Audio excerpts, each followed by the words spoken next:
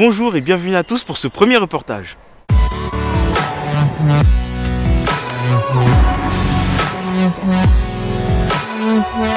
Aujourd'hui, nous vous proposons de découvrir les origines de la ville de Saint-Quentin. Saint-Quentin, c'est la sous-préfecture de l'Aisne dans les Hauts-de-France et c'est aussi la plus grande ville du département.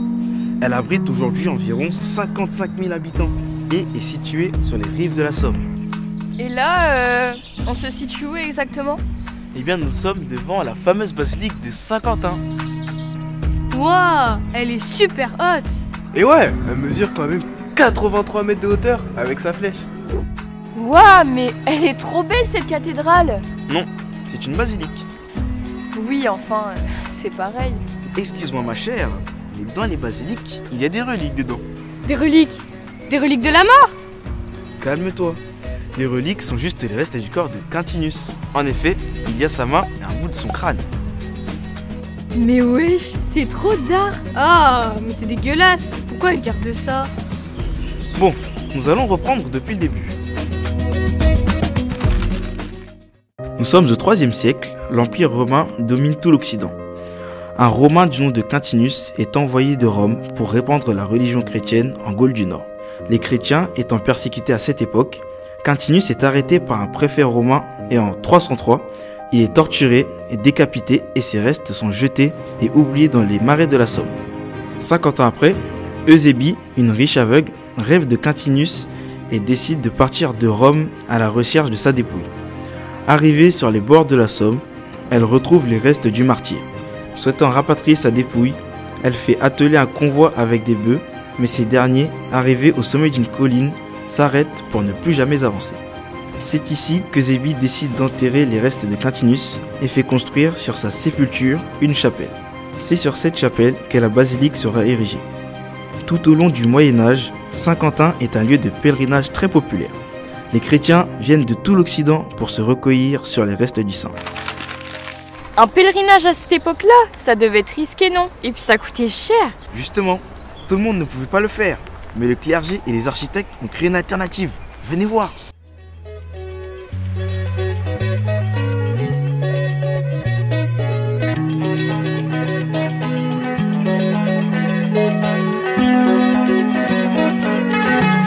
Mais c'est quoi ça ? Ah, ça, c'est la lieue. Oh, on dirait un labyrinthe. Tout à fait. Le but pour les chrétiens était de parcourir et de terminer ce labyrinthe. Oh, vas-y, attends, je vais essayer.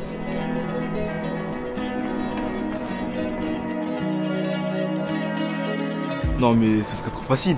Faut le faire à genoux. Quoi, à genoux? Mais pourquoi faire? Ça doit tuer les genoux, non? Bah, c'était le but, écoute.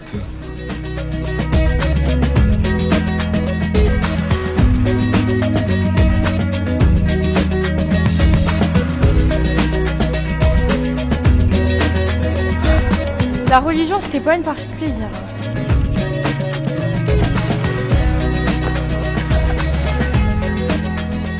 C'est vraiment tellement haut. Mais qu'est-ce que c'est beau!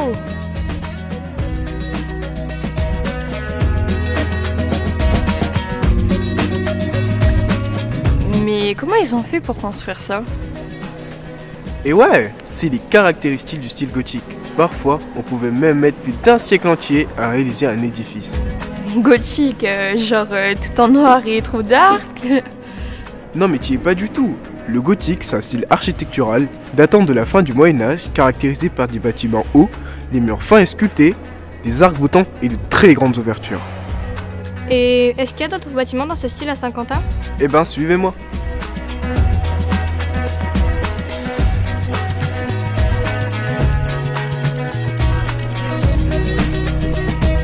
Voici l'hôtel de ville de Saint-Quentin. Ce bâtiment a été construit à la fin du Moyen-Âge et se compose de 3 niveaux. Regardez plutôt. Au rez-de-chaussée, un portique sur lequel sont sculptés des éléments importants de l'histoire de la ville, comme la période des moissons et la remise de chartes de franchise par le comte de Vermandois qui confère son autonomie à la ville.